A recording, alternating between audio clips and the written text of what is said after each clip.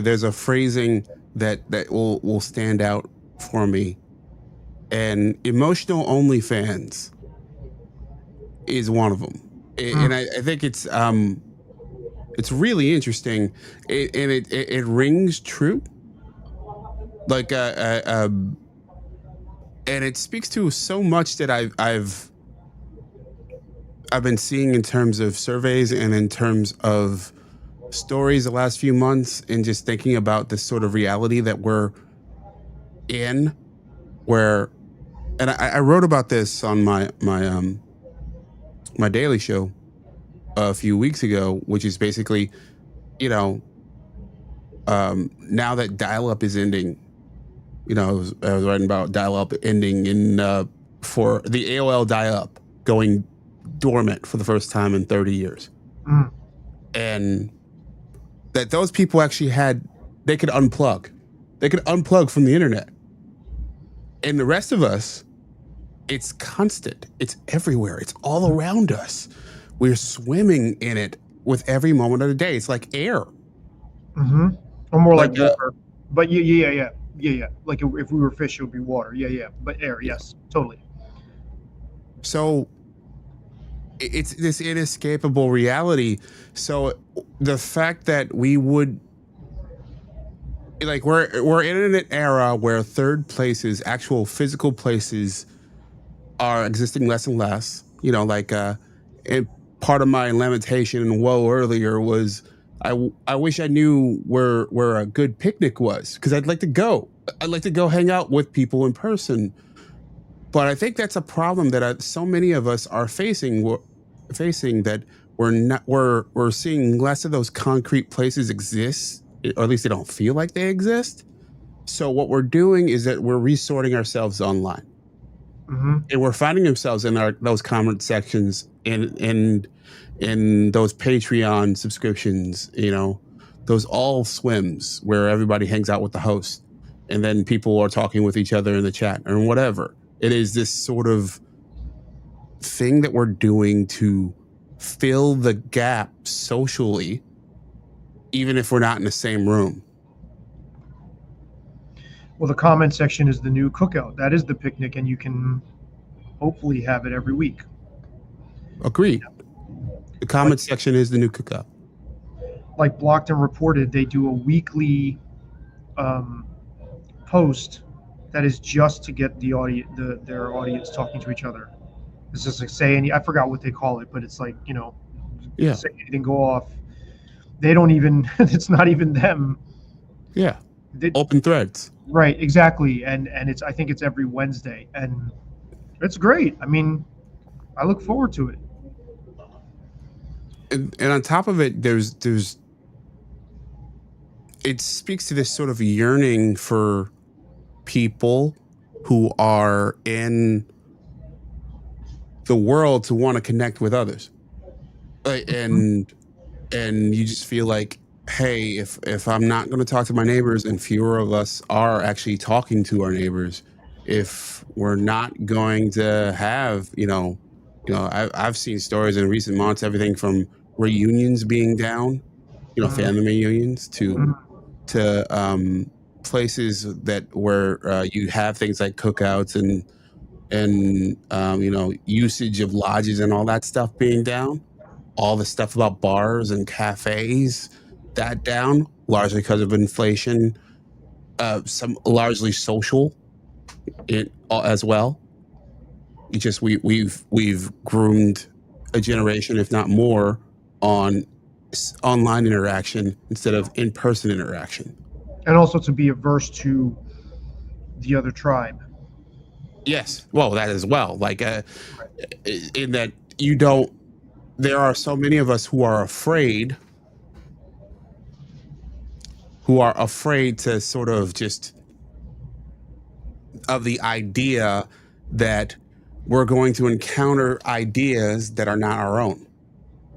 That idea, and not just not our own, but that ideas that we might be offended by.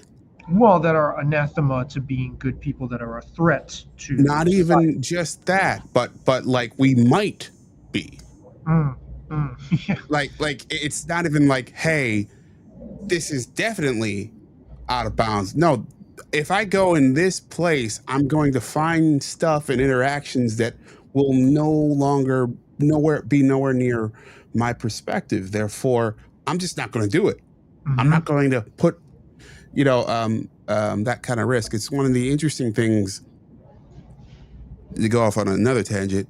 I was thinking about the Democratic Party and how they have been, especially toward the tippy top, have been more reluctant to de- dive deep into the podcast game in the long form conversations.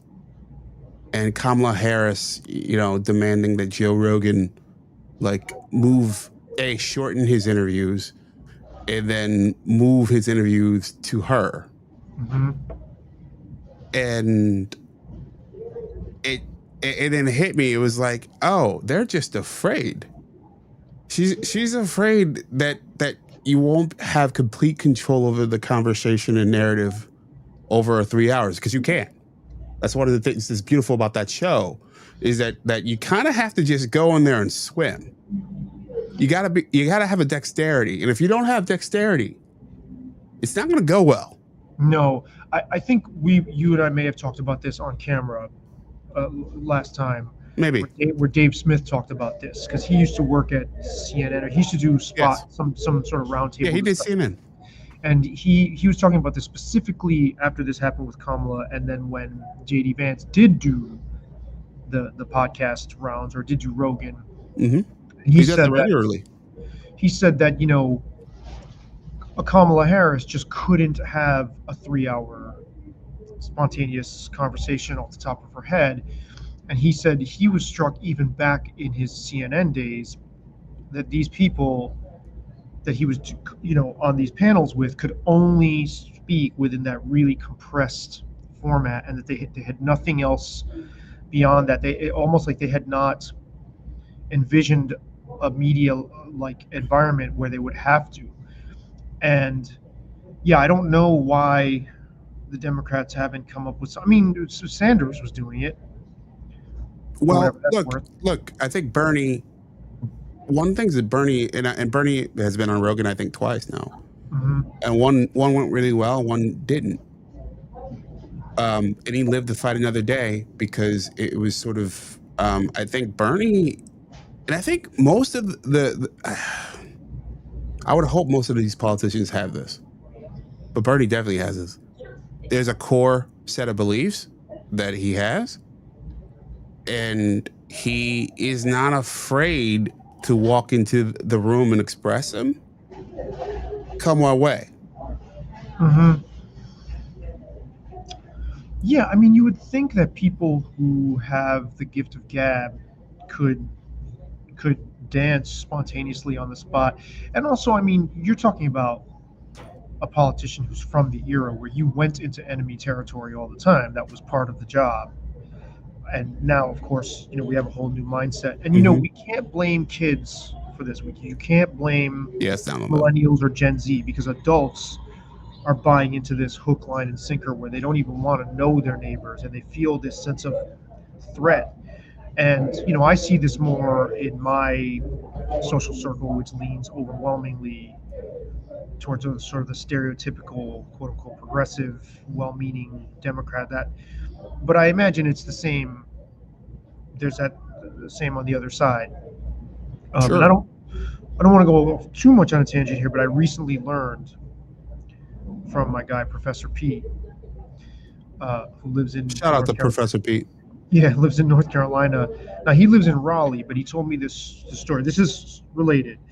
He told me a story about how his daughter, who's 16, was with her 17-year-old friend who drove his daughter to the mall. He gets this call from security. No kids are allowed to be in the mall. No under 18, no minors are allowed to be there. I think before 3:30 or after 3:30 or something, unaccompanied by an adult. And he was like, "What the fuck?" Like he was like, "Dude, like her friend has a has a learner's permit or a junior license," um, and he was like apoplectic at this. And he told me this story about how when he was growing up in New Jersey, he was 11 with his 11-year-old friend and his little brother. I said, "How old was your brother at the time?" He goes, "He was 8." They rode their bikes through 4 different towns in northern Jersey. They were gone all day long until Hmm. the early evening, and not once did their parents know where they were. This is way before cell phones. Sure. And the contrast there, and so what I'm getting at is I asked him, you know, I wonder if this helicopter, we have to be on top of our kids, transcends political division. He said it absolutely does. He said what you see among blue people is a fear of like hurting anybody's feelings, and they have to coddle their kids that way. He said, but conservatives are obsessed with this idea that the world is unsafe, so they Hmm. want to keep their kids from it. And now he's in a very blue area of North Carolina, but I was really struck by that. I was like, holy shit, that sounds really like way beyond the pale. He said this is across the board. He goes, this is a generational thing of like not wanting our kids to be exposed to anything. And you and I have touched on this a little bit, but Yeah. I've been pushing against that in myself because you just have to. You can't go down that spiral. And I was just surprised that this phobic aversion is you see it across the spectrum. And I'd be really, really, really curious to know what parents who identify as libertarian, if they live up to that, if they have any different of a philosophy in how much autonomy they give their kids. I would imagine it would be some variation on the same themes. Yeah, I would think so too. I would That think that so it too. Yeah, yeah. I wouldn't think it wouldn't. I don't think if you. I know a few libertarians with kids, but I don't know enough of their parenting style to say for sure. I don't think that's a good predictor at all of whether. I don't think your political orientation is a good predictor at all of how much your ideals actually filter down into where the rubber meets